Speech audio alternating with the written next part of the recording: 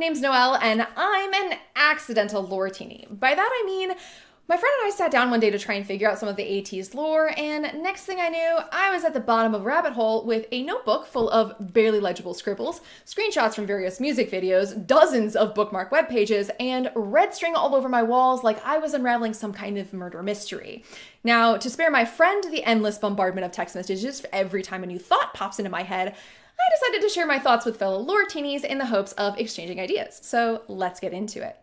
To start off, I feel it's important to cite my sources. So all of my thoughts are currently formulated from the Fever, World, and Golden Hour diaries, a snippet of an interview where Hongjoong explains the order of the albums prior to World's release, Hongjoong's 3-part Professor series, and a Spotify playlist recommended by ATEEZ that is simply titled with the key emoji.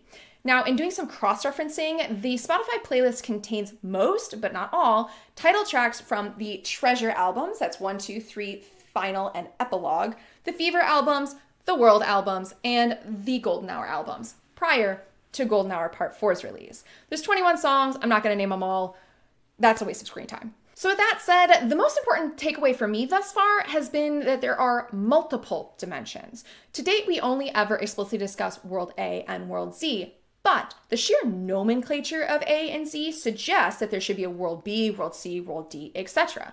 I originally had this idea when watching the music videos because the various sceneries in the music videos didn't seem plausible to exist in only 2 worlds. For example, we have a modern-day high school, a futuristic high-tech cyberpunk city, a bombed-out wasteland, and a dreamscape full of vibrant colors. It just doesn't make sense to me that these would exist in only 2 worlds. However, the diaries do further clarify that ATEEZ has only been to World A and World Z, and how these various sceneries could exist in only 2 worlds. But the concept of multiple dimensions is backed up by the Golden Hour Part 2 diaries, which literally references multiple dimensions.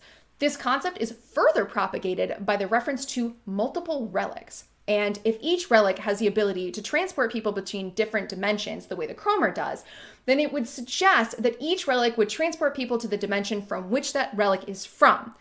Of course, it's plausible that each relic has different abilities, and the Chromer is the only one capable of transporting people between different dimensions, but that's a topic for another video. So what do you think? Will we see more of these worlds, or are the other dimensions a mystery?